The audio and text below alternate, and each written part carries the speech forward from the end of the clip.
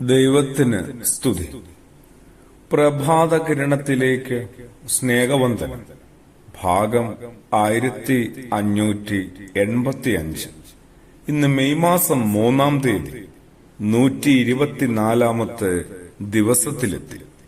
വിശുദ്ധ മത്തായി ശ്ലീഹായുടെ സുവിശേഷം 7-ാം അധ്യായം അതിന്റെ 21, 22, 23 തിരുവചനങ്ങളിലൂടെയായിരുന്നു കഴിഞ്ഞ കുറച്ച് പുലരികളായി നമ്മൾ നടത്തിവരുന്ന ആത്മീയ യാത്ര.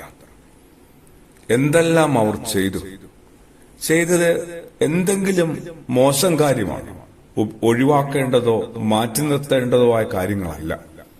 എല്ലാം യേശു ആഹ്വാനം ചെയ്ത, യേശു തുടങ്ങി വെച്ച കാര്യങ്ങൾ തന്നെയാണ്. എന്നിട്ടും അവസാന നേരത്ത് അവർ വെളിയിൽ പോവുകയാണ്, വെളിയിൽ പോകേണ്ടി വരികയാണ്. പൊക്കോളം പറയുകയാണ് യേശു. ഇവരെന്തായിരുന്നു ചെയ്യേണ്ടിയിരുന്നത്? ഇനി എന്താണ് ഇവർ ചെയ്യേണ്ടത്? ദൈവത്തിന്റെ സ്വന്തമായി തീരുക എന്നാൽ സദാസമയവും അവിടുത്തെ ഇങ്ങനെ കർത്താവേ കർത്താവേ എന്ന് വിളിച്ചപേക്ഷിക്കുക, അവിടുത്തെ നാമത്തിൽ മഹത്തായ അത്ഭുതങ്ങൾ പ്രവർത്തിക്കുക, പിശാചുക്കളെ പുറത്താക്കുക. ഇതൊന്നും അല്ലെന്ന് അവിടുന്ന് തന്നെ പറയുകയാണ്. ഇതൊന്നും വേണ്ടെന്നല്ല, ഇതൊന്നും വേണ്ടാത്ത കാര്യങ്ങളാണെന്നുമല്ല. ഇത് മാത്രമല്ല ഒരു യേശു ജീവിതം.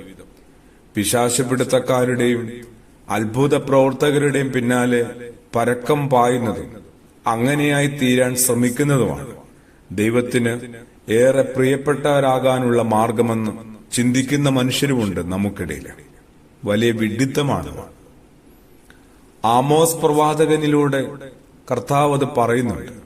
നിങ്ങളുടെ ഉത്സവങ്ങളോട് എനിക്ക് വെറുപ്പാണ്, അവജ്ഞയാണ്. നിങ്ങളുടെ മഹാസമ്മേളനങ്ങളിൽ എനിക്ക് വലിയ പ്രസാദവുമില്ല.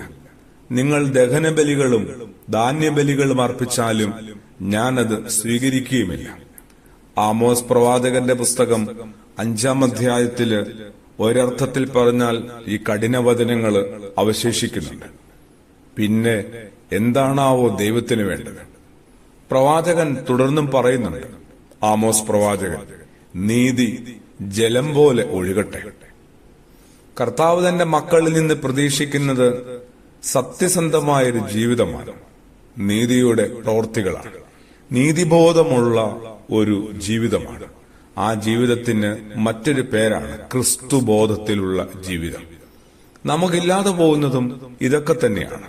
സത്യസന്ധതയും നീതിനിഷ്ഠമായ ജീവിതവും ഇന്ന് പ്രസംഗിക്കാൻ കൊള്ളാം, എഴുതുവാനുള്ള ഒരു വിഷയമാണ്. അങ്ങനെ മാത്രമായി അവ മാറി. ഇവയൊക്കെ എന്ന് പ്രവൃത്തിപഥത്തിലേക്ക് എത്തിക്കുന്നുവോ അന്ന് മാത്രമേ ഞാൻ കർത്താവിനാൽ തിരിച്ചറിയപ്പെടുകയുള്ളൂ. അത് ഞാൻ ഈ നല്ല പുലരിയില് വേദനയോടും സന്തോഷത്തോടും കൂടി മനസ്സിലാക്കുകയും ഉൾക്കൊള്ളുകയും ചെയ്യട്ടെ. പ്രാർത്ഥനയോടുകൂടി ആമേൻ.